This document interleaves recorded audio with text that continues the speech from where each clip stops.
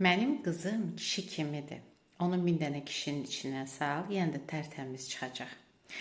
Bu ifadələri biz tez-tez bəzən qız övladların yetişdirilməsində eşidirik.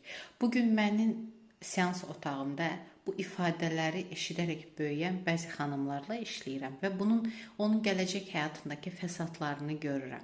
Biz o qız uşağına sən kişi kimi qızsan deyərək əslində onun içindəki qadınlığını və incəliyini, zərifliyini öldürürük və ona sevilməsi üçün sadəcə bir yol buraxırıq ki, sən ancaq güclü olsan, kişi kimi görünsən, kişi kimi olsan, özünü müdafiə etməyə bacarsan ancaq sevilə bilərsən düşüncəsini şuuraltı olaraq biz ona aşılayırıq.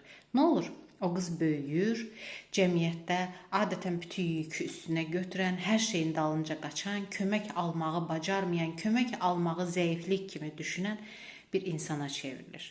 Bizim qız uşaqlarımıza böyüdərkən edə biləcəyimiz ən gözəl yaxşılıq onun içərisindəki qadınlığını, incəliyini, zərifliyini öldürmədən onu yetişdirməkdir. Əziz, dəyərli valideynlər. Yəni, sən kişi kimi qızsan deməklə biz heç də sağlam bir fərd, sağlam bir şəxsiyyət yetişdirmirik. Çünki həmin o sizin yetişdirdiyiniz insanlarla mən bugün seans otağımda işləyirəm, onun fəsadları ilə.